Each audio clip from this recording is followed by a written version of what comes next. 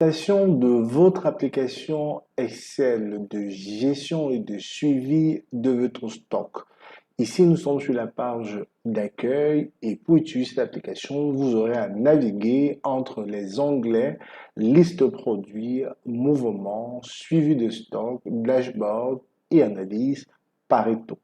Au début de votre application, vous devez respecter un certain nombre d'étapes, dont la première, c'est de vous diriger sur la liste produits et de mentionner l'ensemble de vos produits. Et pour cela, dans le tableau, vous allez renseigner l'ID produit, le nom du produit, la catégorie, le seuil d'alerte, c'est-à-dire la quantité qui va permettre de déclencher la commande, le prix unitaire, le nom du fournisseur et le stock initial. Bien évidemment, vous avez la possibilité de supprimer les informations du tableau en sélectionnant l'ensemble de la première colonne, l'ensemble de données, clic droit, supprimer, supprimer, ligne du tableau. Et à partir de cela, vous pouvez renseigner vous-même vos différentes informations de vos produits.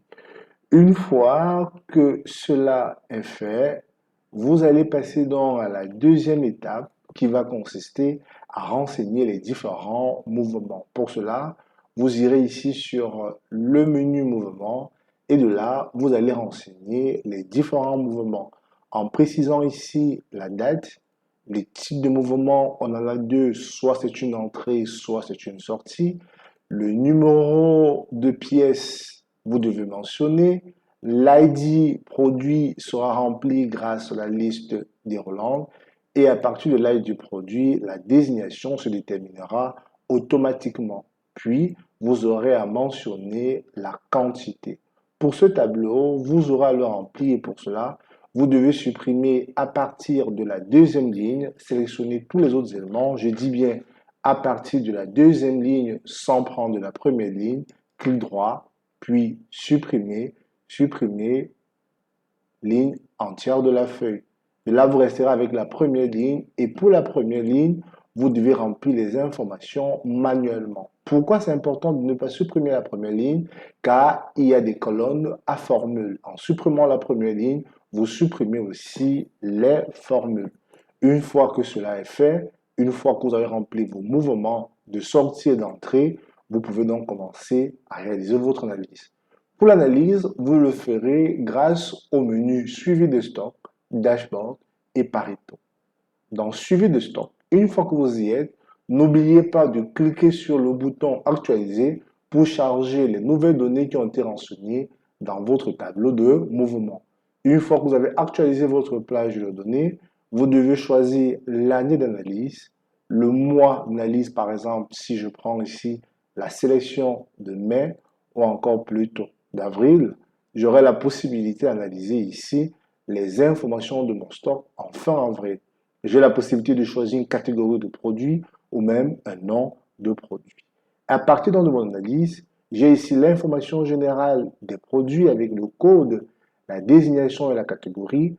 Je peux visualiser le stock initial, les entrées, les sorties, le stock disponible, avec un statut qui m'informe si le stock est disponible, s'il est commandé ou si tout simplement il est en rupture de stock.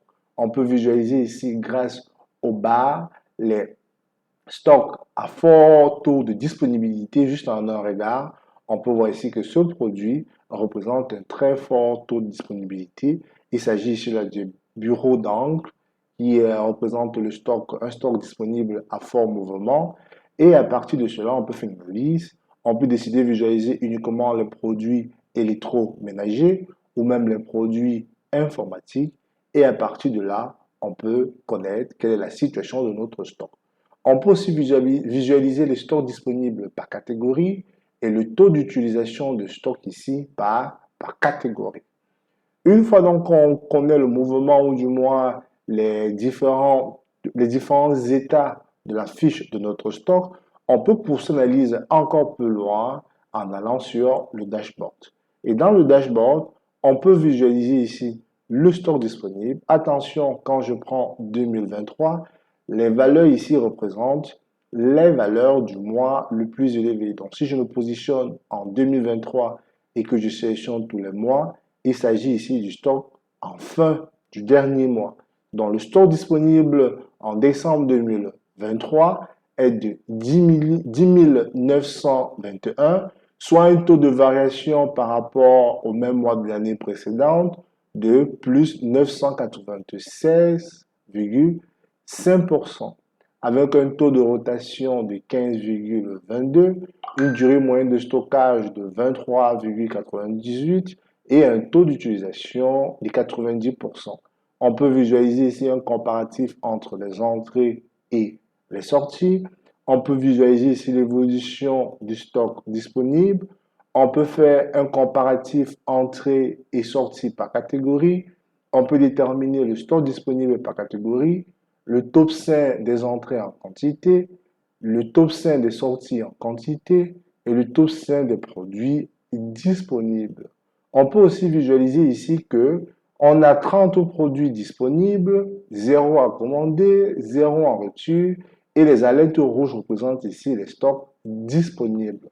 Donc, si je prends par exemple le mois de mars 2023 ou plutôt d'avril 2023, en avril 2023, on a 29 stocks disponibles et un stock à commander, quitte à nous d'aller sur la liste de nos suivis de mouvement et de voir que le stock à commander, ce sont les sacs à dos étanches.